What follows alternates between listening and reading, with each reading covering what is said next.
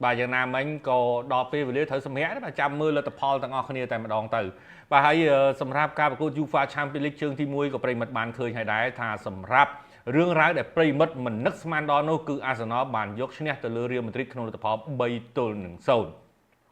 trong nói ní cứ chơi trong nói mùi đại mình nấc man thế bà ai vậy được trong man đi rọp chun được cam Premier bà có Premier hỏi thà pro sân bảo lỗ Arteta đừng chưa rước pro pon muối để chia diếm với bộ từ can Real Madrid quạtประกอบทีมยินและแต่เพียบละอบ่าปริมัดตัวย้างยังสังเกตเคยท่าสำหรับเรียลมาดริดป้าจมูกน้องบาร์เซโลนายังก็เคยนายท่าคือปิดบ้าแมนเทนสำหรับเรียลมาดริดนึกนงกาปีเอาตะเกียเล่นประยุทธ์ครั้งเรียลมาดริดนี่คือปิดบ้าแต่มาดองบ่าให้บ่ายังก็เลยจะมือบ่าอาร์เซนอลวิ่งคือการประกวดนี่คือกาปีประกอบมาชุมเดี๋ยวปนท้ายก็เชื่อยืมลิงดับบอลกระดาษฉลาดบ่าเชื่อไปแท้คือการประยุทธ์ประกอบการเจนปีดับบอลสลับฉลาดแมนเทนบ่าเอาไว้ในยังมันเมื่อเคยการประกวดนี้ตัวใบเชียการยศเนี่ยใบกรอบกับเปิดแมนปนท้ายบ่าสันจียังก็เลยจะเมื่อปีกรอบระบบบ่าดีเคลนไรนี่คือโอแมนเทนปริมัดบ่าสำหรับการตัวฟรีคิกปีกรอบนี่บ่ามันนักสมาธิการทั่วบ้านเลิกตีมวยมันนักสมาธิทั่วบ้านเลิกตีปีเด็ดกรอบตีมวยถักเก่าหรอกรอบตีปีตรงเก่าเด็ดบ่าเก่านู่นเหมือนเก่าธรรมดาปริมัดคือเก่าอัดจ่อเด็ดบ่าយើងនិយាយក៏ស្រាប់ថាមានតែហ្គូនអ្នកចាំទីរបស់ហ្គូនតិនហ្វីទេរឿងតិនហ្វីទេអាចចាប់បានបា90បែបនេះបាទសាហាវមែនតើបាទប៉ុន្តែគ្រាប់បាល់ទី3គឺជាតិចនៅមួយដ៏ល្អបាទដែលគ្រាប់ជ័យដល់ Merino បាទយើងឃើញថាសម្រាប់ការប្រកួតនេះប្រិមិត្តបាទប្រកាសជាមិននឹកស្មានទេបាទថា Real Madrid បាទធ្លាក់ទៅចាញ់ Arsenal ដល់កម្រិតនេះយ៉ាងណាមិញសម្រាប់កីឡាករមួយចំនួនដូចជា Vinicius បាទដូចជា Mbappe បាទហើយ Valverde ជាដើមកំពុងតែព្យាយាមបាទនៅក្នុងបន្ទប់ផ្លាស់សម្លៀកបំពាក់ក៏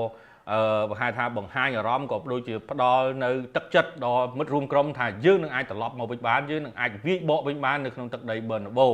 ដែលនឹងប្រព្រឹត្តទៅនៅសប្តាហ៍ក្រោយ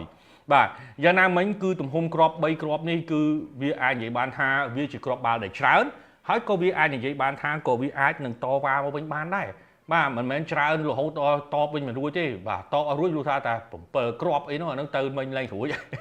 បាទតែយ៉ាងណាមិញគ្រាប់បាល់ប៉ុណ្ណេះ Real Madrid អាចនឹងមានសង្ឃឹមប្រសិនបើក្នុងអាណត្តិជើងទី2លោក Arteta ប្រើប្រព័ន្ធការពារខ្ញុំគិតថា Real Madrid ប្រហែលជាអាចនឹងបាទតបវាយបកវិញបានបាទតែយ៉ាងណាមិញប្រសិនបើលោក Arteta ជ្រើសរើសយកប្រព័ន្ធដដែលខ្ញុំគិតថា Real Madrid តានតឹងតិចហើយបាទតានតឹងបន្តិចហើយបាទហើយការប្រកួតជើងទី2 Mendy នោះក៏ដូចជាអត់បានចូលរួមដដែលបាទគណៈពេលដែល Alaba ថត់នៅក្នុងមន្ទិលទៀតហើយប្រិមិត្តអញ្ចឹងតំបន់ការពាររបស់ Real Madrid គឺចាប់ផ្ដើមត្រឡប់មករកភាពលំបាកវិញទៀតហើយបាទចំណុចនេះគឺជាចំណុចចំណោទបញ្ហារបស់ Real Madrid ក្នុងការប្រកួតជើងទី2គណៈពេលដែល Arsenal នោះវិញឃើញការមានការផ្លាស់ប្ដូរទាំងពី Declan Rice ទាំងពី Saka ឃើញថាសម្រាប់ព័ត៌មានចុងក្រោយលោក Arteta បានបញ្ជាក់ថាសម្រាប់ Declan Rice អត់បញ្ហាទេក៏ដូចជា Bukayo Saka ក៏អាចចូលរួមបាននៅក្នុងការប្រកួតជើងទី2ផងដែរបាទហើយសម្រាប់ Real Madrid ក៏ត្រូវបាត់បង់តំបន់បម្រើម្នាក់ទៀតគឺ Tchouaméni បាទដោយសារតែបាទគាត់កាត់ក្រហមបាទអញ្ចឹងវាជារឿងមួយដែលលំបាកដែរបាទវារឿងមួយដែលលំបាកដែរសម្រាប់ Real Madrid អញ្ចឹងជើងទី2នេះគឺតានតឹងបន្តិចហើយណាប្រិមិត្តបាទសម្រាប់ប្រិមិត្តដែលគ្រប់គ្រង Real Madrid បាទអាចនឹងធ្លាក់របស់ Arsenal ទៀតបាទ Arsenal គឺជាក្រុមមួយដែលមិនដែលចាញ់ Real Madrid បាទអញ្ចឹងយើងអាចនិយាយបានថាបាទហ្វុងលីសៀងយើងអាចនិយាយពាក្យថាប្រវត្តិបាទយើងអាចនិយាយពាក្យថាប្រវត្តិអញ្ចឹងទៅចោះណាប៉ុន្តែកុំភ្លេចថាកាលពីឆ្នាំ2005-2006ពេលនោះគឺ Arsenal កំពុងតែបាទសម្បូរទៅដោយធនធានច្រើនមែនតើប៉ុន្តែកាលនោះបាទ Real Madrid ក៏អត់មានមិនមែនអន់ធនធានដែរបាទកាលនោះមានតាំងពី Zidane មានតាំងពី Ronaldo Brazil បាទ Ramos អីជាដើមមកសិតទៅជាកីឡាករល្អច្រើនដែរប៉ុន្តែបើប្រៀបធៀបជាមួយនឹង Arsenal កាលនោះ Arsenal គឺសម្បូរតាំងពីការពាររហូតដល់តំបន់ប្រយុទ្ធបាទជារឿងសោយមួយដែល Limen ក្នុងការប្រកួតផ្ដាច់ព្រាត់ជាមួយនឹង Barcelona ក៏ទទួលបានកាត់ក្រហមកាលនោះបើ Limen សុកចិត្តកុំបដូរជាមួយនឹងកាត់ក្រហមទុកឲ្យ Ito គាត់សុទ្ធចូលរួចហើយចាំវាបកវិញខ្ញុំគិតថា Arsenal អាចនឹងមានសង្ឃឹមកាលនោះនៅក្នុងការបាទលើកពាន UEFA Champions League លើកទី1របស់ខ្លួនប៉ុន្តែមិននឹកស្មានទេ Liman បដូរបាទធ្វើឲ្យទទួលបានកាត់ក្រហមអ្វីគ្រប់បែបយ៉ាងគឺវាទៅចប់ត្រឹមប៉ុណ្្នឹងឯងបាទយើងឃើញថាបន្ទាប់ពីការបាទចាញ់វគ្គផ្ដាច់ព្រាត់បានត្រឹមរងជើងឯកបាទជាមួយនឹង Barcelona មកចាប់ពីពេលនោះមក Arsenal គឺចាប់ផ្ដើមធ្លាក់កូដ បាទมันអាចទទួលបានពាន Premier League ក៏ដូចជាពានធំបន្តទៀតអាចត្រឹមបានតែ FA Cup បានត្រឹមតែ League Cup តែប៉ុណ្ណោះបាទអញ្ចឹងយើងអាចនិយាយបានថាវាជារឿងមួយដែលលំបាកមែនទែនសម្រាប់ Arsenal បាទជើងយើងគិតពី Premier League វិញគិតមកដល់ពេលនេះតាំងពី2004មកដល់ឥឡូវគឺរយៈពេល20ឆ្នាំហើយដែល Arsenal លែងទទួលបានពានធំនៅក្នុងតំបន់បាទហើយសម្រាប់ UEFA Champions League ផ្ដាច់ព្រាត់ចុងក្រោយគឺ2006នេះឯងគឺចប់ហើយបាទសម្រាប់ Arsenal បាទយ៉ាងណាមិញសម្រាប់ Real Madrid នៅមិនទាន់អស់សង្ឃឹមនៅឡើយទេអ្វីដែលកាន់តែប្លែកទៀតនោះគឺ Bayern Munich ដែលប្រិមត្តដឹងហើយថាសម្រាប់ក្រុមអាល្លឺម៉ង់គឺតែងតែធ្វើបានល្អក្នុងនាមជាម្ចាស់ផ្ទះប៉ុន្តែបែរទៅជាចាញ់ទៅលើ Inter Milan ក្នុងលទ្ធផល2-1អាចនិយាយបានថាវាជារឿងដែលលំបាកហើយប្រសិនបើ Bayern Munich ទៅប្រកួតនៅក្នុងទឹកដីប្រទេសអ៊ីតាលីវិញនោះអាចនិយាយបានថា Inter សុំត្រឹមតែស្មើអ្វីគ្រប់បែបយ៉ាងរបស់ Bayern Munich គឺត្រូវបញ្ចប់ត្រឹមប៉ុណ្ណេះគណៈពេលដែល Barcelona គឺ 100% ហើយប្រិមិត្តបាទជើងទី1ស៊ីប៉ុណ្ណេះហើយ Dortmund ឆ្នាំនេះទៅអត់រួចទេដោយសារតែសម្រាប់ Dortmund ក៏យើងឃើញនៅក្នុង League ដែរគឺបាទគេហៅថាឡើងចុះទេលេងអត់សូវគេហៅថានឹងទេអញ្ចឹងសម្រាប់រដូវកាលនេះខ្ញុំគិតថា Dortmund គឺទៅហើយអ្នកដែលត្រូវទៅមុខគឺ Barcelona បាទហើយសម្រាប់ Aston Villa វិញប៉ារីសក៏បានយកឈ្នះជើងទី1ហើយដែរអញ្ចឹងជើងទី2 Aston Villa បបាក់នៅក្នុងការវាយបកហើយអាចនិយាយបានថាប៉ារីសគឺជាអត្តភាពខ្ពស់នៅក្នុងការឡើងទៅកាន់វគ្គបន្ទាប់បាទហើយសម្រាប់ Real Madrid ជាមួយនឹង Arsenal វិញគឺពិបាកនៅក្នុងការនិយាយដែរប្រិមិត្តដោយសារតែ Real Madrid ប្រសិនបើគាត់ចាប់ផ្ដើមមានគ្រាប់អ្វីគ្រប់បែបយ៉ាងរបស់គាត់គឺចាប់ផ្ដើមល្អតែបើអត់មានគ្រាប់គឺអត់តែបើមានហើយគឺចាប់ផ្ដើមលេងទៅគឺចាប់ផ្ដើមរលូនណាប្រិមិត្តបាទដូចជាការប៉ះជាមួយនឹងប៉ារីអីចឹងបាទដល់ចាប់ផ្ដើមមានមួយគ្រាប់ភ្លឹបមាន2មាន3ភ្លាមបាទចំណុចនេះគឺជារឿងមួយដែលពិបាកបាទហើយសម្រាប់ការប្រកួតនៅក្នុងយប់នេះដែលធៀបនៅក្នុងការប្រកួតគឺ Manchester City បាទនៅក្នុងការប្រកួតបាទជាមួយនឹង Crystal Palace ហើយយប់នេះក៏មានការប្រកួត Arsenal បាទសម្រាប់ Arsenal បាទនឹងត្រូវប៉ះជាមួយនឹង Brentford បាទហើយសម្រាប់ La Liga វិញដូចជាមាន Barcelona ជាមួយនឹង Liga បាទហើយសម្រាប់ការប្រកួតនៅក្នុងថ្ងៃនេះក៏ជាការប្រកួតចាំបាច់ដែរសម្រាប់ Arsenal បាទប្រសិនបើ Arsenal អាចយកឈ្នះបានហើយស្អែកប្រសិនបើ Liverpool នៅបន្តចាញ់ទៀតនោះគឺជារឿងមួយដែលលំបាកមែនទែនហើយសម្រាប់ Liverpool អញ្ចឹងសួស្តីទៅកាន់ប្រិមិត្តយើងបន្តិចសិនបាទមុននឹងយើងឈានចូលដល់ព័ត៌មានរបស់យើងថ្ងៃនេះបាទសួស្តីទៅកាន់ហេងកំអាំងផុនធីរ៉ាបាទហុងជីវ៉ាបាទសួស្តីទៅកាន់បាទបញ្ញាឡាយបាទដាណាបាទណុកនីតាសួស្តីទៅកាន់សៃឡាបាទឈួនអូនបាទសួស្តីទៅគ្នាទៅកាន់ Green Panel បាទអុក GIZ សួស្តីទៅកាន់សុភាព្រំហ្វុងលីសៀងបាទណាង PK បាទឡាយប៊ុនឡុងសួស្តីទៅកាន់ហ្វុងលីសៀងបាទយើមិនរីសួស្តីទៅកាន់បាទណប់កកដាសួស្តីទៅកាន់យឹមសុភាបាទសេរីវិសាលបាទសួស្តីទៅកាន់ Blade Dealer Rick បាទសួស្តីទៅកាន់ Win Win បាទសៀកសុផារិតសួស្តីទៅកាន់សុលៀបបាទសួស្តីទៅកាន់ពូអាតបាទសួស្តីទៅកាន់ឌូឡាបាទសួស្តីដូចគ្នាបាទហើយសួស្តីទៅកាន់បញ្ញាឡាយហើយ Win Win បាទសួស្តីដូចគ្នាបាទទៅកាន់បាទសូសាតូរ៉ូគូជូបាទសួស្តីទៅកាន់ផេអរុនបាទសួស្តីទៅកាន់ផានិតផៃបាទខេមសុផានិតបាទស្ដីទៅកាន់អ៊ូពន្លកបាទយ៉ងខ្វាន់សាន់ទីអាហ្គោបាទឆយផាន់ច័ន្ទរិទ្ធបាទសួស្ដីទៅកាន់សាតូរ៉ូហ្គោជូបាទមាលាបាទស្ដីទៅកាន់ហ្វុងលីសៀងបាទបងភិរុំបាទសួស្ដីដូចគ្នាទៅកាន់ងីយិតយីបាទហើយក៏សួស្ដីទៅកាន់បាទឈៀងហាក់បាទថាពិសីបាទវ៉ាន់បាទក៏ដូចជាបាទវែងស៊ូនីបាទសួស្ដីគ្នាទៅកាន់ support MC បាទសួស្ដីទៅកាន់ភ័ពបាទបាទម៉េស៊ីទាត់ចូលបាទមានស្អីបាទសាមាត់សួងសួស្ដីទៅកាន់មករាអ៊ុយក៏ដូចជាមានចានីបាទសួស្ដីទៅកាន់កំបិតធំបាទសួស្ដីបាទបងចានីបាទក៏ដូចជាបាទកាញ់រិទ្ធកាងបាទសួស្ដីទៅកាន់បាទឈុនលីហេងក៏ជាមនុស្សឈាមត្រជាក់បាទពូម៉ងបាទសួស្ដីបងបាទសួស្ដីទៅកាន់ប៊ុនធឿនញៀបាទសួស្ដីទៅកាន់អាបងបាទក៏ដូចជាឆេងចន្ទថាបាទភួងឆៃយ៉ាបាទសួស្ដីទៅកាន់ហេងប៉ខៀងបាទសួស្ដីទៅកាន់មេងប្លេកសពន MC បាទឡុងវណ្ណៈបាទក៏ដូចជាបាទសាយមេសាបាទសួស្ដីទៅកាន់ Windaro ហងបាទសួស្ដីបាទមកយាយ Windaro បាទជោគជ័យទេបាទចាក់កបទេបាទចូលឆ្នាំនេះបាទហើយស្ដីទៅកាន់ពេកថែបាទបាទសេលណាលើក UCL អត់ទេបាទហើយអារម្មណ៍បែបផ្សែកបាទក៏សួស្ដីទៅកាន់ប្រិមិត្តយើងទាំងអស់គ្នាបាទហើយពូអាតបាទនិយាយពី Chelsea បន្តិចផងបាទដូចអត់មានអីនិយាយបន្ថែមទេតែប៉ុតនិយាយទៅវាដដែលហ្នឹងបាទពុធីស្រូបាទក៏ដូចជាសួស្ដីទៅកាន់ប្រិមិត្តទាំងអស់គ្នាប៉ុណ្្នឹងចោះប្រិមិត្តណាបាទលឿនឆាប់បានចូលដល់សាច់រឿងអ្វីដែលយើងរំលឹករឿងធំបំផុតបាទមកដល់ពេលនេះអ្វីដែលគួរឲ្យភ្ញាក់ផ្អើលបំផុតនោះសាឡាបាទគិតចាប់តាំងពីដើមរដូវកាល2024 2025មកគឺសាឡាមិនដែលរំលឹករឿងបាទបន្តកុងត្រានោះទេ ស្រាប់តែមកដល់ពេលនេះឃើញថាការពីម្សិលមិញសាឡាបានយល់ព្រមបន្តកុងត្រាជាមួយនឹង Liverpool ជាផ្លូវការឲ្យប្រិមិត្តបាទតរហូតដល់ឆ្នាំ2027ដែលធ្វើឲ្យសាឡាក្លាយជាកីឡាករទី2បន្ទាប់ពី Haaland ដែលទទួលបានប្រាក់កម្រៃខ្ពស់ជាងគេបំផុតនៅក្នុង Premier League បាទសម្រាប់សាឡាបាទយោងតាមរបាយការណ៍ចុងក្រោយគឺទទួលបាន 40,000 ផោនបាទនៅក្នុងមួយអាទិត្យបាទដែលមានតម្លៃប្រមាណជា20 លានផោននៅក្នុងមួយឆ្នាំបាទអញ្ចឹងកុងត្រា2ឆ្នាំនេះសាឡាបានជាង40លាននៅក្នុងរយៈពេលកុងត្រា2ឆ្នាំនេះបាទអញ្ចឹងមិនធម្មតាទេសម្រាប់បានបន្តកុងត្រានេះមិននឹកស្មានទេប្រិមិត្តគឺស្ងាត់មែនតើគាត់អត់មាត់គាត់អត់និយាយពីរឿងកុងត្រាអត់មានស្អីទាំងអស់មានតែការលើកឡើងរបស់គាត់ថាគាត់ចង់បានពៀនជាលើកចុងក្រោយអីអញ្ចឹងណាបាទអញ្ចឹងមិននឹកស្មានថាការចរចាមួយនេះគឺចរចាបានសម្រេចជាមួយនឹងសាឡាទេបាទព្រោះថាមានក្លឹបជាច្រើនដែលកំពុងតែតាក់ទងចង់បានគាត់ជាប្រខែកខាងអារ៉ាប៊ីសាអូឌីតបាទកំពុងតែចង់បានគាត់ខ្លាំងមែនតើបាទប៉ុន្តែសម្រាប់សាឡាបែរជាសម្រេចចិត្តចុងក្រោយនៅក្នុងការបន្តជាមួយ Liverpool រហូតដល់ឆ្នាំ2027គណៈពេលដែលវ៉ាន់ដាច់ក៏យល់ព្រមដូចគ្នានៅក្នុងការបន្តរហូតដល់ឆ្នាំ2027យ៉ាងណាមិញសម្រាប់អាណុលក៏ស្ថិតនៅក្នុងបាទ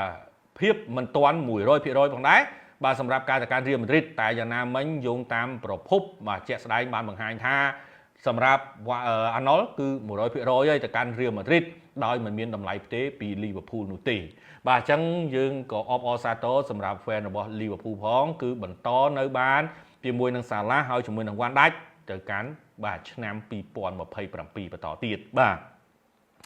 បាទរៀលម៉ាឌ្រីតមានសង្ឃឹមអត់បាទរៀលម៉ាឌ្រីតធ្លាក់វគ្គនេះហើយកីឡាកររៀលម៉ាឌ្រីតនិង fan កំពុងតែដេកយល់សពបាទជូនពរបាទអរគុណច្រើនបាទបងបាទពូម៉ងបាទអរគុណបាទហើយក៏ជូនពរទៅកាន់ប្រិយមិត្តទាំងអស់គ្នាក្នុងឱកាសបាទបុណ្យចូលឆ្នាំប្រពៃណីខ្មែរនេះបាទដំបូងគេបំផុតគឺទៅទីណាបាទកន្លែងណាសូមប្រកបដោយសុខសុវត្ថិភាពបាទគឺអត់ចង់និយាយថាសុខសុវត្ថិភាពចេះហ្មងណាបាទនិយាយប៉ុណ្ណឹងគឺអស់ហើយបាទសុខហើយសុវត្ថិភាពទៀតបាទអញ្ចឹងយើងធ្វើដំណើរទៅកាន់វែងឆ្ងាយឲ្យសុខសុវត្ថិភាពទាំងអស់គ្នាបាទហើយចូលឆ្នាំថ្មីរឿងចាស់ទាំងឡាយដែលវាអាក្រក់នោះឲ្យវារលាសរលួយទៅបាទចូលមករឿងថ្មីបាទសំណាងល្អបាទជោគជ័យរាល់ភារកិច្ចការងារទាំងឡាយបាទចឹងអរគុណច្រើនប្រិយមិត្តអរគ្នាចឹងសម្រាប់ព័ត៌មានតាក់ទងជាមួយនឹង Liverpool គឺមានប៉ុណ្ណេះយ៉ាងណាមិញសម្រាប់ Liverpool នៅមិនទាន់ចប់ដល់ឡើយទេការប្រកួតបាទនៅសល់7ប្រកួតទៀតនៅក្នុងការប្រកួត Premier League ប្រយ័ត្នថា Liverpool នេះតែផ្លាត់តែ3ប្រកួតទេ Liverpool នឹងប្រឈមជាមួយនឹងបញ្ហាបាទអាចនឹងបាត់ពៀននៅចុងរដូវកាលនេះក៏ថាបានដែរប៉ុន្តែការប្រកួតចុងក្រោយមួយ Fulham ក៏ប្រិយមកឃើញដែរប្រសិនបាទ Liverpool នៅតែបន្តបែបម្ចេះទៀតក្នុងរយៈពេល2ប្រកួតទៀតវាជារឿងមួយដែលត្រូវនិយាយគ្នាហើយបាទតែយ៉ាងណាមិញខ្ញុំគិតថាសម្រាប់ Liverpool ដូចអត់មានអីទេបាទគាត់ត្រូវប៉ះជាមួយនឹង Arsenal ដូចគ្នាបាទជាមួយនឹងអ្នកលេខ2បាទ Arsenal គាត់ត្រូវប៉ះមួយ Spurs បាទទឹកក្រោយមួយទៀតគាត់ត្រូវប៉ះមួយ Chelsea បាទអញ្ចឹងមានន័យថាបើសិនជាគាត់ហ៊ានតែចាញ់3ហ្នឹងចាញ់ Spurs ចាញ់ Chelsea ចាញ់ Arsenal ហ្នឹងមានរឿងនិយាយគ្នាប៉ុន្តែក៏អាស្រ័យលើ Arsenal ដែរប្រយ័ត្ន Arsenal យប់នេះត្រូវបានឃ្មុំតិចអ្វីគ្រប់បែបយ៉ាងរបស់ Arsenal គឺត្រូវនិយាយពាក្យថាលីហើយចប់ហើយត្រឹមប៉ុណ្ណេះបាទអញ្ចឹងសម្រាប់ការប្រកួត Premier League ក៏ឈានចូលដល់ការប្រកួតបាទទី32ហើយបាទនៅក្នុងបាទរាត្រីនេះបាទសម្រាប់ក្រុមដែលត្រូវធ្លាក់ទៅកាន់ Championship បើស្វ័យប្រវត្តិនោះគឺ Southampton គណៈពេលដែល Leicester បើសិនជាចាញ់យប់នេះទៀតក៏ទៅដែរបាទអញ្ចឹងសម្រាប់បាទ Ipswich ចាញ់ទៀតក៏ទៅដែរបាទអញ្ចឹងសម្រាប់ក្រុមដែលគៀកជាមួយនឹងការទៅកាន់ Championship នោះមើលឃើញមួយក្រុមហើយបាទពីរក្រុមទៀតនៅកំពុងតែស្ថិតនៅក្នុងការប្រកួតប្រជែងបាទគង់គៀតាក្លុបមកអង់គ្លេសបាទមកធ្វើអីបាទសម្រាប់តាក្លុបគាត់មានការងាររបស់គាត់ហើយបាទគាត់តាក្លុបគាត់មានការងាររបស់គាត់ហើយសម្រាប់ការបញ្ជាក់របស់គាត់គឺគាត់អាចនឹងធ្វើជា manager ម្ដងទៀតប៉ុន្តែមិនមែនក្លឹបនៅក្នុងប្រទេសអង់គ្លេសទេអាចនឹងដឹកនាំប្រទេសឬក៏ទៅកាន់អាល្លឺម៉ង់ឬក៏ទៅកាន់ប្រទេសអេស្ប៉ាញបាទនេះជាការលើកឡើងរបស់លោកជ័រចិនក្លុបបាទហើយសម្រាប់លោកប៉េប Guardiola ដូចគ្នាប្រសិនបើគាត់ចាក់ចេញទៅគឺគាត់ឈប់ធ្វើជា manager របស់ក្លឹបតែម្ដងបាទនេះលោកប៉េប Guardiola ប៉ុន្តែសម្រាប់លោកជ័រចិនក្លុបគាត់ថាគាត់អាចនឹងបន្តការងារជាមួយ manager ប៉ុន្តែសម្រាប់ក្លឹបនៅក្នុងប្រទេសអង់គ្លេសគឺគាត់ឆាចោលតែម្ដងអត់មានក្លឹបណាយកគាត់បានទេបាទអញ្ចឹងអត់មានព័ត៌មានណាតាក់ទងជាមួយនឹងតាក្លុបមកកាន់ប្រទេសអង់គ្លេសនោះទេមកបានប៉ុន្តែគាត់មកធ្វើការងារផ្សេងអត់តាក់ទងជាមួយនឹងការមកធ្វើការងារនៅក្នុងប្រទេសអង់គ្លេសនោះទេបាទ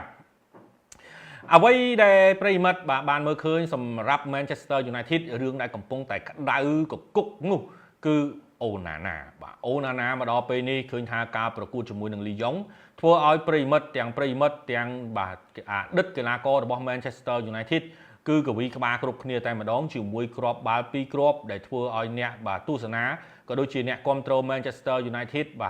បាទគេហៅថាកវីក្បាលមិនឈប់ដែលសារតែគ្រាប់បាល់ទី1នោះឃើញថាមិនស័ក្តិសមនោះទេបាទដែលនៅក្នុងនាមជាអ្នកចាំទីបាទដ៏ល្អម្នាក់ប៉ុន្តែបែរទៅជាផ្លាត់ស្នៀតជាមួយនឹងគ្រាប់បាល់បែបនេះក៏ដូចជាគ្រាប់បាល់ទី2យើងអាចនិយាយបានថាវាជាផលលំបាកមួយដែរប៉ុន្តែក៏គេសង្កេតឃើញថាលំដាប់របស់អ្នកចាំទីនេះគឺមិនថើតនៅក្នុងភាពល្អប្រសើរនោះទេ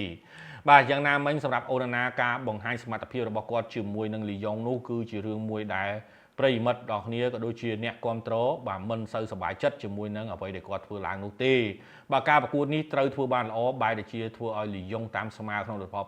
2-2តែយ៉ាងណាមិញសម្រាប់ Man U នៅមានឱកាសបន្តទៀតជាមួយនឹងការប្រកួតជើងទី2នៅក្នុងសប្តាហ៍ក្រោយមិនទាន់ចប់នៅឡើយទេអាចនិយាយបានថាការប្រកួតក្នុងទឹកដីជារឿងមួយដែលល្អប្រសើរហើយក្នុងការប្រកួតប្រជែង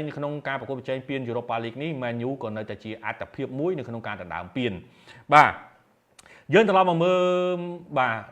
Chelsea បន្តិចទៅដែលប្រិមត្តសួរថា Chelsea យ៉ាងម៉េចទៅហើយបាទក៏ដូចជាប្រិមត្តដឹងហើយថាសម្រាប់ការប្រកួតពាន Conference League Chelsea ត្រូវប៉ះជាមួយនឹងក្រុមដែលមើលទៅមិនទំនងទេបាទអាចនិយាយបានថាក្រុមចំណាត់ថ្នាក់ច្រើនខ្ពស់បាទនៅក្នុង League នៅក្នុងតំបន់អឺរ៉ុបអាចនិយាយបានថា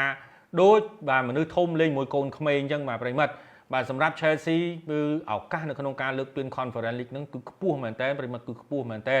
បើនិយាយពីកីឡាកររបស់គាត់គឺផុតលេខហើយបាទតំបន់ប្រយុទ្ធរបស់គាត់គឺកប់សេរីទៅហើយអញ្ចឹងការប្រកួត Conference League នេះអាចនិយាយបានថាវាជារឿងមួយដែលអាចកើតឡើងសម្រាប់បាទ Chelsea ប៉ុន្តែអ្វីដែលផលលំបាកបំផុតរបស់គាត់នោះគឺមកដល់ពេលនេះតាក់ទងជាមួយនឹង Financial Fair Play គាត់កំពុងតែត្រូវការប្រឈម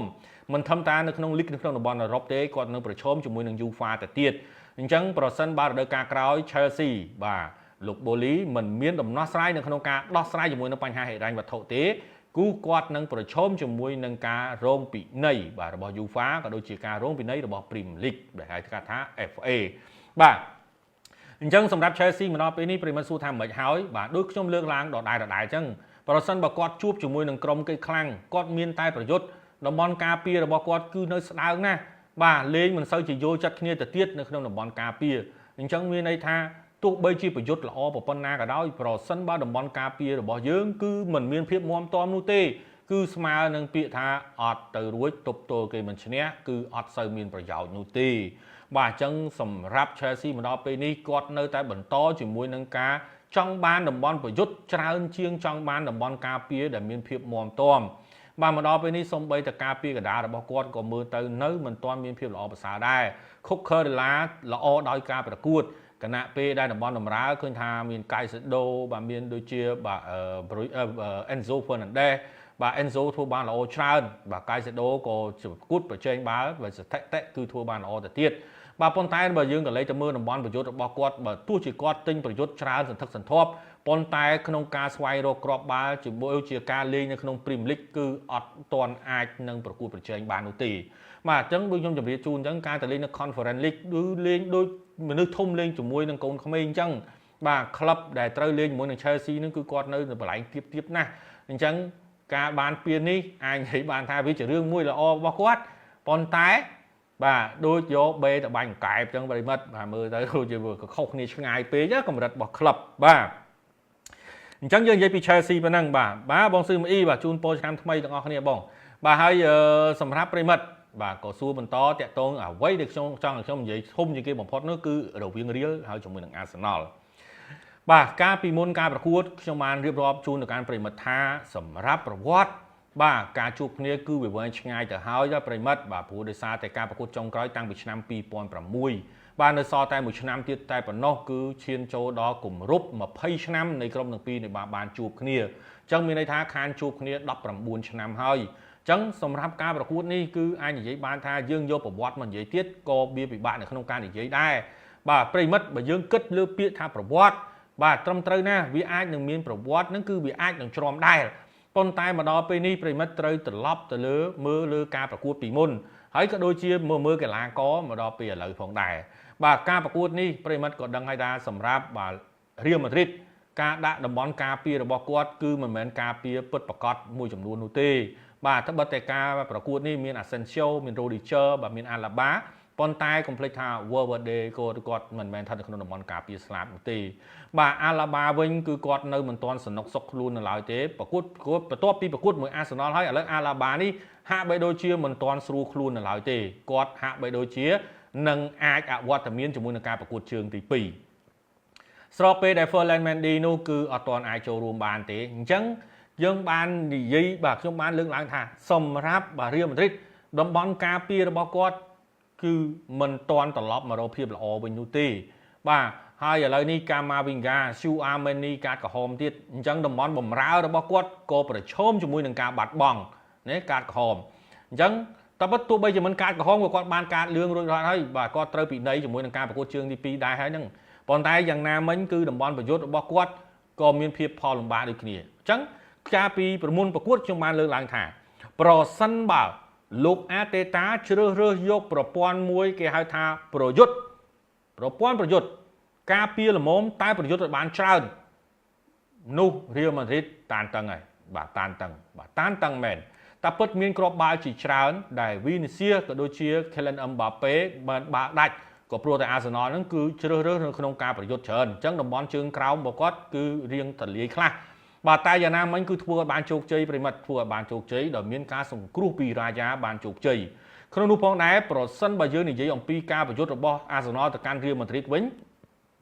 តើយើងនិយាយអំពីគូទោះវិញគឺ2ទៅ3ដងបាទក្នុងការជួយសង្គ្រោះហើយអ្វីដែលយើងបានមើលឃើញនោះគឺ2ដងដែលគាត់សង្គ្រោះម្ដងហើយម្ដងទៀតភ្លាមតែម្ដងបាទប៉ាំងឡងហើយថែមមួយជើងប៉ាំងទៀតជាប់ទៀតបាទអូខ្លាំងមែនតើបាទសម្រាប់បាទគូទោះប៉ុន្តែមិននឹកស្មានទេបាទ2គ្រាប់ free kick របស់បាទ Declan Rice នេះគឺល្អពេកហើយបាទសម្រាប់គ្រាប់ទី1គឺកោងខ្លាំងមែនតើបាទដែលយើងនិយាយថាសឹងតែស្តៀងជាមួយនឹងគ្រាប់បាល់របស់ Roberto Carlos ប៉ុន្តែគ្រាន់ថាខុសចម្ងាយគ្នាបាទអាចនិយាយបានថាអ្នកចាំទីមើលទៅដូចជាមិនទំនងដែលបាល់រត់មករត់ទីទេព្រោះបាល់ហ្នឹងឃើញចេញពីបារ៉ាស់បាត់ហើយបាទឃើញចេញមកហើយបាទមានអីត្រូវបាល់រត់មករកទីបាទទីបំផុតបាល់រត់មករកទីហក់ចាប់មិនតាន់ទេប៉ុន្តែគ្រាប់បាល់ទី2របស់ Declan Rice មិនបាច់និយាយទេប្រិមិត្តបាទសូម្បីបាទអ្នកចាំទីកម្រិតណាក៏ពិបាកដែរមានតែមួយទេគឺឈរចាំនៅទីតាំងនឹងតែម្ដងគេលោអាចបាទប៉ុន្តែបើសិនជាមកត្រឹមឈរកដាលហើយលោតមិនដល់ទេជ្រុងកែងបាទប្រិមិត្ត90ដឺក្រេកន្លែងនេះគឺពីមិនទៅយករួចទេបាទចំល្អណាស់ប្រិមិត្តគឺកៅពេញតែម្ដងមកកៅពេញតែម្ដងមិនមែនកៅខ្វះលើសអីបន្តិចទេបាទប្រិមិត្តចំតែម្ដងអញ្ចឹងអាចនិយាយបានថាសម្រាប់ការប្រកួតនេះបាទសម្រាប់ Real Madrid តានតឹងបន្តិចហើយនៅជើងទី2ប្រសិនបើ Arsenal លោក Arteta ជ្រើសរើសយករបៀបលេងដដែលអត់ខ្វល់មានន័យថាប្រយុទ្ធអត់ខ្វល់ថាចាញ់ឬក៏ឈ្នះបានគ្រាប់ឬមិនបានគ្រាប់ក៏អត់ខ្វល់នោះឯងដែលធ្វើឲ្យ Real Madrid កាន់តែពិបាកហើយចំណុចនេះខ្ញុំបានរៀបរាប់ជូនប្រិមិត្តហើយកលេចទៅមើល Real Madrid វិញប្រសិនបើគាត់ប៉ះជាមួយនឹងក្រុមដែលបាទព្យាយាមប្រយុទ្ធខ្លាំងតំបន់ការពាររបស់គាត់គឺហាក់បីដូចជាពិបាកនៅក្នុងការរៀបចំដើម្បីទប់ទល់ជាមួយនឹងគូបដិបត្តិបាទកលេចទៅមើលការប្រកួតបាទប្រិមិត្តអាចទៅមើលការប្រកួតរវាង Real ជាមួយនឹង Barcelona បាននៅពេលដែល Barcelona គាត់ជ្រើសរើសយកប្រព័ន្ធមួយដែលសន្ធាប់ខ្លាំងបាទ Real Madrid គឺពិបាកតែម្ដងគឺពិបាកនៅក្នុងការបាទតទល់ជាមួយនឹងគូបដិបត្តិដូចគ្នាជាមួយនឹងការប្រកួតជាមួយនឹង Arsenal ហ្នឹងនៅពេលដែល Arsenal គឺចាប់ផ្ដើមធ្វើអ្វីគ្រប់បែបយ៉ាងគឺដឹងតែពីសម្រុកអត់គិតខ្វល់អ្វីគ្រឿងក្រៅអ្វីទាំងអស់ប្រិមិត្តបានមើលឃើញហើយមានតា Saliba Skelly ណាបាទស្ថិតនៅក្នុងតំបន់ជើងក្រោម Timber មកមានតែ2 3នាក់ហ្នឹងទេបាទអត់មានអ្នកណាច្រើនទេសូម្បីតែ Declan Rice សូម្បីតែអីបាទផាតថៃក៏ព្យាយាមនៅខាងលើច្រើនដែរអញ្ចឹងហើយដែលធ្វើឲ្យ Real Madrid ដែលអ្នកនៅខាងចាំជួយនោះគឺមានតែ Rodrigo មានតែ Vinicius ហើយជាមួយ Mbappé ទីបំផុត Rodrigo ក៏ត្រូវចូលមកជួយទៅទៀតអញ្ចឹងនៅសល់តែ Vinicius ហើយជាមួយនឹង Mbappé បាទ Vinicius មានឱកាសល្អច្រើនប៉ុន្តែបាទការបញ្ជូនចូលគឺអត់ជោគជ័យដោយសារខ្សែការពារមាន Timber ចាំជួយបិទអញ្ចឹងចំណុចនេះគឺជាចំណុចពិបាកដែរគេហៅថា Arsenal លោក Arteta ប្រើប្រព័ន្ធមួយបដូរដែរបាទគាត់ក៏មានប្រយុទ្ធដែរអញ្ចឹងគាត់បដូរបានអញ្ចឹងចំណុចនេះគឺជាចំណុចដែលយើងបានមើលឃើញភាពអវិជ្ជមានមួយរបស់ Real Madrid ប្រសិនបើលោកអាតេតាជ្រើសរើសយកប្រព័ន្ធបណ្ដាយទៀតអាចនិយាយបានថាគាត់នឹងមានអត្ថប្រយោជន៍ខ្ពស់តែប្រសិនបើគាត់ជ្រើសរើសយកប្រព័ន្ធដូចខ្ញុំនិយាយដដែលអញ្ចឹងថាទប់ហើយវាបកតឹងរីហើយបាទប្រឹងតឹងរីហើយពេលមិនដឹងហើយបាទសម្រាប់ Real Madrid ប្រសិនបើគាត់បានសម្រុកហើយគឺគាត់អត់ដកដៃទេបាទអញ្ចឹងរហូតតតែអាចនឹងមានគ្រាប់គាត់ថាបានដែរបាទអញ្ចឹងសម្រាប់ Real Madrid ក៏ដូចគ្នាប្រសិនបើគាត់អត់ទាន់មានគ្រាប់គឺពិបាករកគ្រាប់ហើយតែប្រសិនបើមានមួយហើយគឺចាប់ផ្ដើមដោយកីឡាករនឹងមានសង្ឃឹមអញ្ចឹងប៉ុន្តែការប្រកួតជើងទី2វាជារឿងមួយដែលពិបាកបន្តិចបាទពិបាកត្រង់ណាប្រិមិត្តកាម៉ាវីងហ្គាស៊ូអាមេនីអត់អាចចូលរួមបានទេតំបន់បម្រើរបស់គាត់គឺមានការខ្វះខាតហើយមានតែលូកាម៉ូទ្រីកទេហើយប្រិមិត្តដឹងហើយថាសម្រាប់លូកាម៉ូទ្រីកមកដល់ពេលនេះគឺគាត់ចូលរាហើយបើយើងនិយាយទៅគឺជិត40ឆ្នាំហើយអញ្ចឹងអ្វីគ្រប់បែបយ៉ាងរបស់គាត់គឺមិនដូចមុននោះទេប្រិមិត្តមិនដូចមុននោះទេទាំងល្បឿនទាំងការបញ្ជូនបាល់អាចនិយាយបានថានៅមានភាពល្អប្រសើរច្រើនប៉ុន្តែបើនិយាយរឿងល្បឿនការក្រៀកការបិទការដណ្ដើមយកបាល់បើចេញគឺរៀងពិបាកមួយគេក្មេងៗតិចហើយប្រិមិត្តហើយកាយសម្បទារបស់ម៉ូទ្រីកក៏ប្រិមិត្តដឹងដែររៀងស្ដើងផងហើយឥឡូវអាយុច្រើនទៀតវាពិបាកនៅក្នុងការប្រកួតប្រជែងណាគាត់បានត្រឹមតែជាបាទអ្នកនាំលេងនៅក្នុងទីលានតែប៉ុណ្ណោះអាចនិយាយបានថាជាចាស់ព្រឹត្តិការណ៍មួយដើម្បីជួយសម្របសម្រួលការលេងនៅលើទីលានបាទស្របពេលដែលយើងក៏លេចទៅមើលតំបន់ការពារវិញគឺកាន់តែមានផលលំបាកច្រើនទៀតហើយសម្រាប់ជើងទី2នេះបាទសម្រាប់អាឡាបាកំពុងស្ថិតនៅក្នុងមន្ទិលថានឹងអាចលេងឬក៏មិនអាចលេងហើយក្នុងនោះផងដែរសម្រាប់បាទ Mendy គឺអត់អាចលេងបានជើងទី2ទៀតអញ្ចឹងមកដល់ពេលនេះសម្រាប់ Real Madrid តំបន់ការពារកាន់តែលំបាកទៅហើយបាទអញ្ចឹងសម្រាប់ពេលនេះយើងអាចនិយាយបានថាវាតានតឹងណាស់សម្រាប់ Real Madrid នៅក្នុងការប្រកួតជើងទី2បាទត្បិតតែកីឡាករទាំងអស់នៅមានសង្ឃឹមនៅក្នុងការវិបកប៉ុន្តែមិនស្រួលដូចអ្វីដែលប្រិមិត្តបាទដែលពួកគាត់លើកឡើងនោះទេកុំភ្លេចថាយើងកុំទាន់អាចគិតពីប្រវត្តិប៉ុន្តែយើងត្រូវគិតថាមកដល់បច្ចុប្បន្ននេះសម្រាប់ Arsenal គឺកីឡាកររបស់គាត់គឺលេងសហការគ្នាបានល្អច្រើនបាទបានល្អច្រើនមែនទែនបើសិនជាយើងក៏លេងទៅមើល Arsenal លេងប្រិមិត្តគឺគាត់លេងបាល់ខ្លីច្រើនហើយការបញ្ជូនឲ្យគ្នាគឺ complete pass ច្រើនណាស់បាទកម្រនឹងមានការបាទខូចបាត់បង់បាល់អញ្ចឹង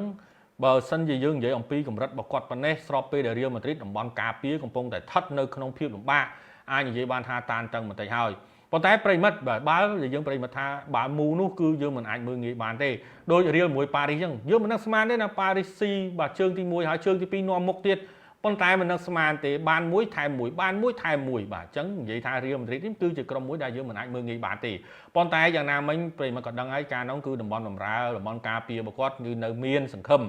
តែឥឡូវវិញគឺប្រិមឃើញហើយតំបន់ការពារនោះក៏ចាប់ផ្ដើមគេហៅថាដូចធ្មេញកហុបចឹងបាទអញ្ចឹងមានមួយផ្កាសមួយមានមួយចន្លោះមួយហើយគណៈពេលដែលតំបន់បម្រើនោះឥឡូវពេលនេះស៊ូអាមេនីកាម៉ាវីងហ្គាក៏មិនអាចចូលរួមបានទៀតអញ្ចឹងមានន័យថាសម្រាប់ Real Madrid ពេលនេះគឺកំពុងតែកាន់ឈើច្រត់ហើយបាទមិនស្រួលប្រហែលទេបើលោកអាតេតាបើជ្រើសរើសយកប្រព័ន្ធប្រយុទ្ធទៀត Real Madrid ប្រហែលជាលំបាកនៅក្នុងការស្វែងរកគ្រាប់ហើយប្រិមិត្តបាទពិបាកហើយចឹងសម្រាប់ខ្ញុំគិតថាសម្រាប់ Real Madrid តឹងណាស់បាទតឹងណាស់មិនមែនអត់លទ្ធភាពនៅក្នុងការវាយបកបាទទៅ Arsenal វិញទេប៉ុន្តែដូចខ្ញុំលើកឡើងដដែលចឹងថាប្រសិនបើលោកអាតេតាលេងការពារចប់ហើយបាទចប់ហើយបាទប្រិមិត្តដឹងហើយថាសម្រាប់គ្រូខ្លះគឺគាត់បកកែប្រយុទ្ធកីឡាករខ្លះគឺគាត់បកកែប្រយុទ្ធប៉ុន្តែឲ្យគាត់មកការពារវិញគាត់មិនសូវប៉ិនទេបាទភាគច្រើនប្រហោបាទអញ្ចឹងសម្រាប់ការប្រកួតនេះបើសិនលោកអាតេតាជ្រើសរើសយកប្រព័ន្ធដដែលព្យាយាមវាយបុកដដែលខ្ញុំគិតថាមានតែ Arsenal ស៊ីថែមទៀតបាទមានតែ Arsenal ស៊ីថែមទៀតបាទReal Madrid គ្មានប្រហែលជាមួយពាក់8ក្រុមនេះទេបើជាពិសេសបាសេនៅ Copa del Rey Final ដឹងតែស្ពៃម្ដងបាទអរគុណច្រើនបានបន្ទឿនបាទដូចប្រិមិត្តដឹងហើយបាទយើងមិនអាចនិយាយចឹងបានចឹងទាំងអស់ក៏ពិតមែនប៉ុន្តែប្រិមិត្តក៏ដឹងហើយថាសម្រាប់ Real Madrid រដូវកាលនេះគឺគាត់បាទបាក់បៀមែនតែនបាទជាង50ករណីនៃកីឡាកររបួសប្រិមិត្តបាទមិនធម្មតាទេបាទសម្រាប់កីឡាបាទសម្រាប់ក្លឹបផ្សេងឯងគេមានតែ20 25ករណីគេចាត់ទុកថាច្រើនហើយប៉ុន្តែ Real Madrid រដូវកាល2024 2025នេះគឺ50ជាងករណីនៃកីឡាកររបួសប្រិមិត្តមានកីឡាករចូលហើយរបួសហើយចូលវិញហើយរបួសទៀតបាទមិនថា Vinicius មិនថា Mbappe Rodrigo តំបន់មួយណាក៏ដោយក៏ធ្លាប់មានបញ្ហារបួសដែរមិនធម្មតាទេប្រិមិត្ត50ករណីគឺមិនធម្មតាទេបើសម្រាប់ Real Madrid អញ្ចឹងយើងមិនអាចបន្ទោស ក៏យើងមិនអាចបន្ទោសទៅកាន់លោកកឡុកអេនសេលទីក៏យើងមិនអាចបន្ទោសទៅកាន់បើកីឡាករបានដែរកីឡាករខ្លះគាត់អត់ទាន់គ្រប់លក្ខន្តិកៈផងគាត់សុកចិត្តមកជួយបាទទីបំផុតជួយឲ្យគាត់មិនគាត់ក៏របួសទៅវិញដោយអាឡាបាគេណាបាទឥឡូវនេះការប្រកួតមួយអាសនលហើយឥឡូវនេះអាឡាបាគាត់ថាគាត់អត់សំណុកកាយទេអញ្ចឹងមិនដឹងថាតើជើងទី2បានលេងឬក៏មិនបានលេងមិនឌីក៏របួសទៀតបាទហើយសម្រាប់កាវ៉ាចាវិញមិនដឹងថាអាចចូលរួមបានអត់ទេបាទលៀងថាអាចប៉ុន្តែមើលទៅមិនទាន់អត់ទាន់ fit ទេអញ្ចឹងវាជារឿងមួយដែលយើងពិបាកថារៀមនឹងអាចនឹងប្រកួតប្រជែងបានណាហើយការប្រកួតកូប៉ាដេរីប៉ះជាមួយនឹងបាសេឡូណាទៀតហើយប្រិមិត្តដឹងហើយថាបាសេឡូណាឥឡូវគឺគេកំពុងតែខ្លាំងជាមួយនឹងតំបន់ប្រយុទ្ធបាទសម្រាប់បាសេតំបន់ការពារគាត់ក៏មិនសូវបានដែរប៉ុន្តែតំបន់ប្រយុទ្ធរបស់គាត់គឺមិនអាចបាទមើលងាយបានទេគឺលឿនមែនតើអញ្ចឹងបើប្រៀបធៀបការប៉ះគ្នារវាងរៀលម៉ាឌ្រីតបាទអែលក្លាស៊ីកូមកដល់ពេលនេះរៀលម៉ាឌ្រីតគឺតានតឹងណាស់ជាមួយនឹងបាសេឡូណាគឺមានឱកាសនៅក្នុងការយកឈ្នះរៀលម៉ាឌ្រីតច្រើនជាងក៏ព្រោះតែរៀលមកដល់ពេលនេះគឺដូចខ្ញុំនិយាយចឹងវាហៅថាកាន់ឈើច្រត់ហើយគាត់ពិបាកណាស់បាទពិបាកមែនតើបាទមានតែតំបន់ប្រយុទ្ធតំបន់បំរើក៏ចាប់ផ្ដើមថមថយក៏ព្រោះតែបំរើមួយចំនួននឹងត្រូវចូលមកជួយនៅតំបន់ការពារណាអញ្ចឹងបាទបំរើមានហើយតែមកចូលមកជួយការពារព្រោះការពារនឹងដូចហៅខ្វះខាតបាទណាអញ្ចឹងអ្វីគ្រប់បែបយ៉ាងបាទចប់ហើយបាទខ្ញុំជឿជាក់ថាចប់ប៉ុណ្្នឹងឯងបាទហើយក៏សូមអបអរបាទប្រិមិត្តបាទខាសុខា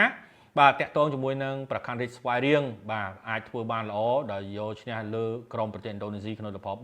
3-0បាទមួយផ្លែត2គ្រាប់ប៉ាំងបាទបន្ទាប់មកផ្ដាច់ជាមួយនឹងគ្រាប់ចុងក្រោយ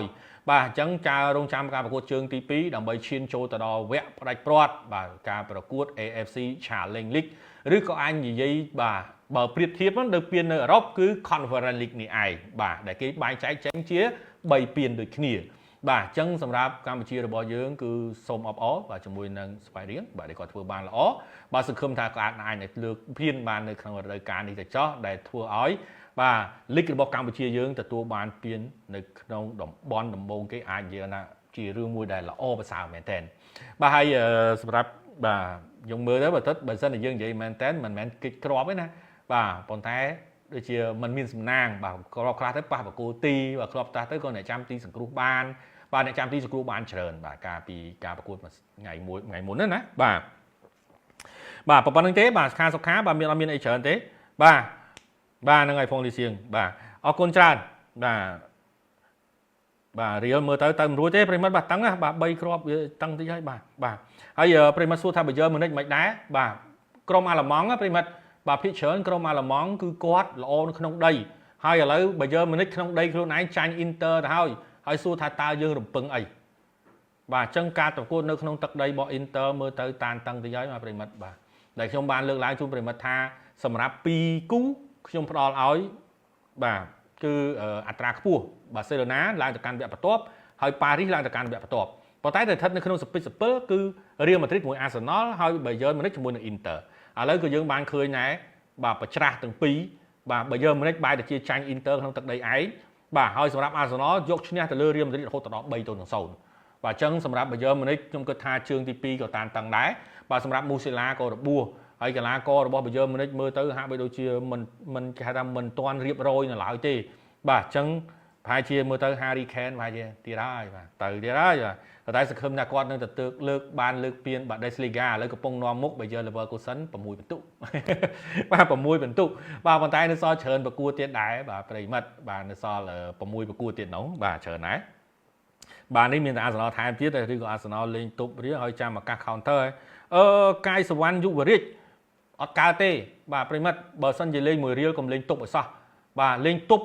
គេថាដូចឃុំឲ្យគេវាយអញ្ចឹងអត់កើតទេបាទអត់កើតទេលេងមួយរៀលកុំលេងអញ្ចឹងបាទព្រោះឥឡូវយើងអាចនិយាយបានថារៀលកាលណាគាត់ក្របគឺគាត់ចាប់ផ្ដើមខ្លាំងហើយកុំឲ្យគាត់ក្របបាទត្រូវលេងទៅវិញទៅមកអញ្ចឹងគាត់អត់សូវហ៊ានណែទេតំបន់ជើងក្រោមរបស់គាត់ពងទុនអញ្ចឹងរៀលគេគឺគាត់អត់ហ៊ានឡើងខ្ពស់ទេនេះគឺរៀលអត់ហ៊ានឡើងខ្ពស់ដូចលេងការជើងទី1ពេលមកឃើញកីឡាកររៀលមិនហ៊ានឡើងខ្ពស់ទេអញ្ចឹងអ្នកដែលទៅ support ជួរមុខគឺមានតែដដែលទេបាទប្រិមិត្តគឺមានតែដដែលគឺមានតែ Mbappé Vinicius Rodrigo Mbappé Vinicius Rodrigo យូរទៅ World Day បានឡើងទៅម្ដងបាទហើយសម្រាប់ Jude Bellingham វិញគាត់បានឡើងទៅដែរប៉ុន្តែគាត់ការពារក្រុមច្រើនព្រោះខ្លាចមានបញ្ហាអញ្ចឹងធ្វើឲ្យកីឡាករដែលនៅតំបន់ជួរមុខ គឺតរ៉ៃគឺ Vinicius Mbappe Vinicius Mbappe Rodrigo មួយណែអញ្ចឹង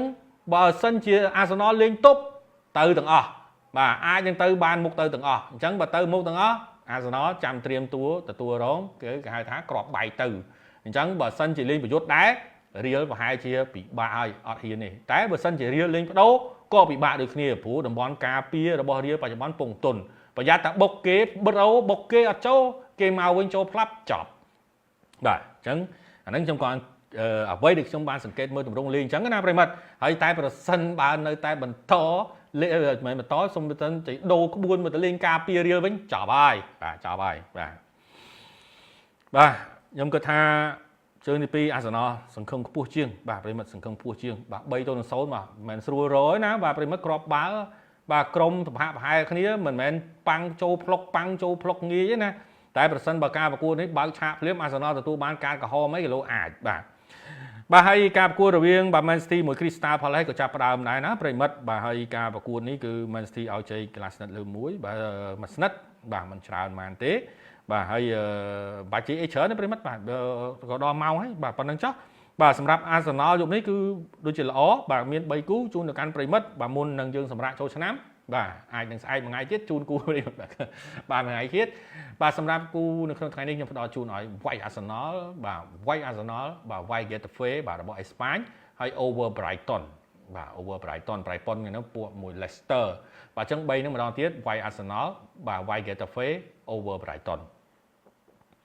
បាទហងដារ៉ូបាទតែពិតហងអត់មានអីថែមទេបាទសម្រាប់ហងអស់ពៀនហើយនៅសល់តែ Premier League ទេបាទហើយការប្រកួតនៅថ្ងៃស្អែកហ្នឹងហងក៏ត្រូវមានការប្រកួតដែរបាទប្រសិនបើស្អែកហងធ្វើអីអត់បានទេហងគឺតែហ៊ានចាញ់មកប្រកួតស្អែកទៀតហងទៅហើយបាទកាន់តែភ័យហើយប៉ុន្តែអាស្រ័យលើ Arsenal យប់នេះស៊ីខ្មុំអត់តែ Arsenal យប់នេះអត់ស៊ីខ្មុំបាទស្អែក Liverpool មួយ West Ham ទេបាទចឹងសម្រាប់ហងនិយាយម្ដងទៀតសម្រាប់សាឡាហើយនឹងវ៉ាន់ដាច់បន្តកុងត្រាដល់ឆ្នាំ2027បាទមិននឹងស្មានទេប្រិមិត្តហើយសាឡាអត់មាត់អីសោះបាទគាត់ក្នុងបទសម្ភាសគឺគាត់បានបង្ហើបដូចជាឆ្នាំចុងក្រោយផុតរបស់គាត់ចឹងគឺអត់មានបង្ហើបថាគាត់នឹងបន្តកុងត្រានឹងមិនអីជាមួយនឹង Liverpool គឺអត់តែម្ដងបាទបើវ៉ាន់ដាច់គាត់បង្ហើបខ្លះថាគាត់ចង់បន្តគាត់ស្រឡាញ់ក្លឹបគាត់ស្រឡាញ់អ្នកគ្រប់គ្រងបាទប៉ុន្តែសាឡាវិញគឺស្ងាត់ឈឹងបាទស្របពេលដែលដូរ style សក់ដូរអីចឹងទៅទៀតទៅបាទគឺគាត់មានអារម្មណ៍ថាគាត់គឺអស់ពេលវេលាជាមួយនឹង Liverpool តែមិននឹកស្មានម្សិលមួយថ្ងៃបែរទៅជាយកប្រូបន្តកុងត្រាជាមួយ Liverpool រហូតដល់ឆ្នាំ2025បាទបាសេលេយំនឹងបាទប្រិមិត្តជាមួយនឹង Ligen បាទការប្រកួតជើងក្រោយបាសេឡូណាត្រូវប៉ះជាមួយនឹង Dortmund ផងប្រយ័ត្នតែយប់នេះបាសេបានត្រឹមតែមួយគ្រាប់ជែកគឺមួយស្និតកន្លះប្រិមិត្តបាទច្រើនជួលគ្នាតែពិត Ligen គឺជាក្រុមបាតតារាងទេប៉ុន្តែបាសេឡូណាក៏មិនអាចយកឈ្នះលើ Ligen ដោយមិនគិតគូរណាស់ដែរបើសិនយើងនិយាយ Ligen ជាមួយនឹងបាសេឡូណាវិញប្រវត្តិធ្លាប់ជួបគ្នា10លើកចុងក្រោយ Ligen ឈ្នះចំនួន2ស្មើអត់មានទេចាញ់បាសេឡូណា8លើកតែការប្រកួតចុងក្រោយប្រិមិត្តបាសេឡូណាចាញ់ Ligen បាទ1-0ប្រយ័ត្នប្រយែងមែនទែនប្រិមិត្តបាទសម្រាប់ Ligen វិញបាទ5លើកចុងក្រោយនេះឈ្នះ1ចាញ់3ស្មើ1សម្រាប់បាសេឡូណាគឺអត់ទាន់ចាញ់ទេបាទអញ្ចឹងសម្រាប់ការប្រកួតនេះបាទប្រិមិត្តកុំសូមប្រយ័ត្នប្រយែងបាសេឡូណាអាចឈ្នះបច្ច័យឈ្នះតែគាត់បាទប្រិមិត្តប្រហែលជាមិនឈ្នះទៅជាមួយនឹងបាសេឡូណានោះទេបាទអត់ទេប្រិមិត្តបាទសុតបណ្ណាបាទថ្ងៃនេះប្រហែលជាសម្រាប់ហើយបាទព្រោះថាមានប្រិមិត្តណាមើលទៀតប្រិមិត្តបាទថ្ងៃនេះប្រិមិត្តខ្លះកំពុងតែប្រិមិត្តខ្លះកំពុងនៅតាមឡានជិះទៅស្រុកបាទហើយប្រិមិត្តខ្លះទៀតក៏សម្រាប់បាទរៀបចំសម្លៀកបំពាក់រៀបចំស្អីដើម្បីធ្វើដំណើរហើយប្រិមិត្តខ្លះទៀតមិនស្រួលនៅវត្តភ្នំបាទថ្ងៃមិញមិនទាន់បានអីមនុស្សឡើងព្រាតទេបាទនាំគ្នាបាទលេងពេញនឹងហើយចោលតម្រាំតែល្ងាចនេះទៀតអូបាទនិយាយដឹងអ៊ូអយ៉ាងណាទេបាទអរគុណច្រើនបាទប្រិមិត្តអរគ្នាអញ្ចឹងគូក៏3គូជូនទៅកាន់ប្រិមិត្តនៅក្នុងថ្ងៃនេះគឺមានដូចជាបាទ White Arsenal បាទ White Arsenal White Getafe ហើយជាមួយនឹង Over Brighton បាទអរគុណច្រើនបាទប្រិមិត្តអរគ្នាបាទអញ្ចឹងក៏ដល់ពេលវេលាហើយ Man City នោះក៏កំពុងតែលេងដែរបាទអរគុណច្រើនប្រិមិត្តអរគ្នាហើយស្អែកយើងជួបគ្នាមួយ show ទៀតបាទមុននឹងយើងសម្រាកបាទបុណ្យប្រពៃណីជាតិចូលឆ្នាំខ្មែររបស់យើងបាទហើយជាចុងក្រោយនេះផងដែរក៏សូមអរគុណទៅកាន់ប្រិមិត្តអរគ្នាដែលចំណាយពេលវេលាដ៏មានតម្លៃក៏ដូចជាបាទសូមខន្តីអភ័យទោស បាទប្រសិនបើខ្ញុំបាននិយាយទៅមានការលើសលួសឬក៏ខ្វះខាតចំណុចណាមួយបាទហើយជាចុងក្រោយនេះក៏ជូនពរប្រិយមិត្តទាំងអស់គ្នាឲ្យជួបតែសុខសុភមង្គលសំណាងល្អសុខភាពល្អជាឆ្ងាយរោគចង្រៃថ្លៃពងប្រាថ្នាអ្វីបានសម្រេចដោយសេចក្តីបំណងបងប្រាថ្នាហើយជាពិសេសក៏ជូនពរប្រិយមិត្តទាំងអស់គ្នាក្នុងឱកាសបុណ្យចូលឆ្នាំខ្មែរប្រពៃណីជាតិរបស់យើងនេះក៏ជូនពរឲ្យប្រិយមិត្តទាំងអស់គ្នាហ្នឹងគឺសុខសុវត្ថិភាពធ្វើដំណើរទៅទីចិត្តទីឆ្ងាយឲ្យសុខសុវត្ថិភាពទាំងអស់គ្នាបាទឆ្នាំថ្មីទទួលបាននៅអ្វីដែលថ្មីទទួលបាននៅលៀបសក្ការៈក៏ដូចជាបាទសំណាងល្អថ្មីចូលមកកាន់ប្រិយមិត្តទាំងអស់គ្នាផងដែរបាទអរគុណច្រើនបាទអូមាន